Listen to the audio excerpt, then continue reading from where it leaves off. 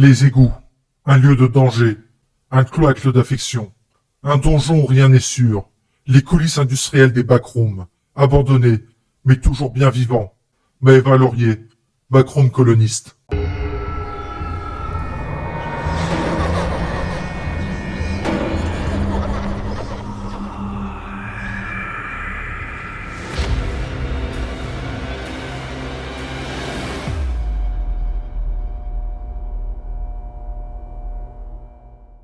Le niveau 34, familièrement appelé les égouts, est un vaste complexe d'égouts qui se distingue par l'abondance d'infections et de maladies.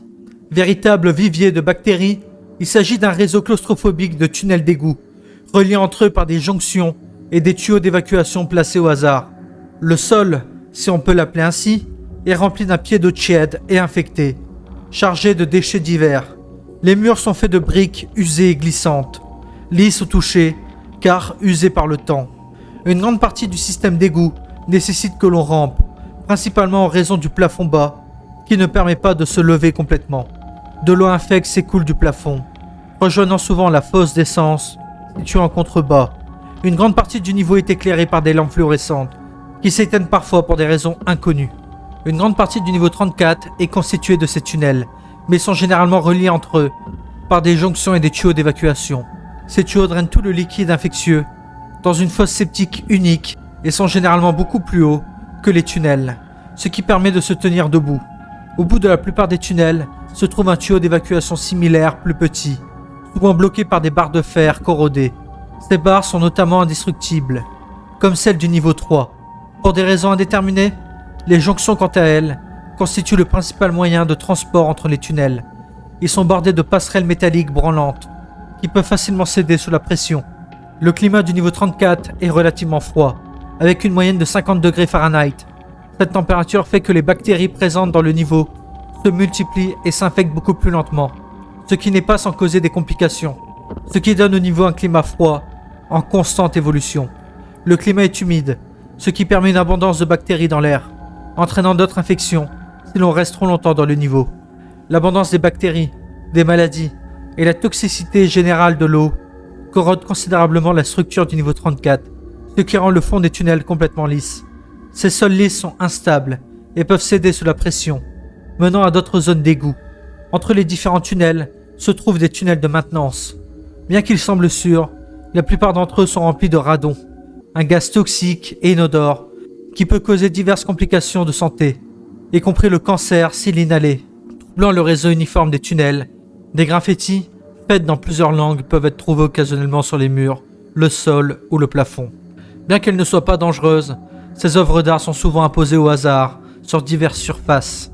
Des dommages physiques à la structure peuvent être observés dans certains tunnels, comme des morceaux de murs manquants. Les murs peuvent parfois contenir des affiches publicitaires pour des produits tels que de l'eau d'amande.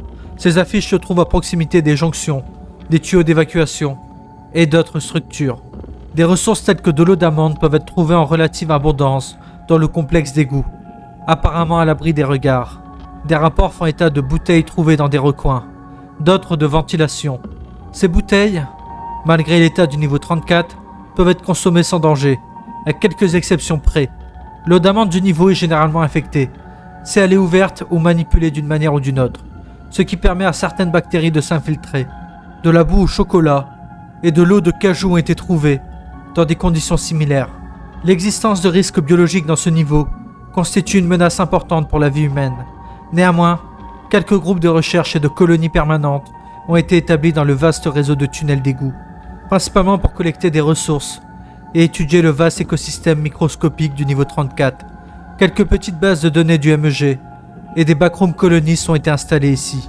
Les humains sont généralement équipés de masques à gaz bien ventilés, qui leur permettent de résister aux eaux infectieuses.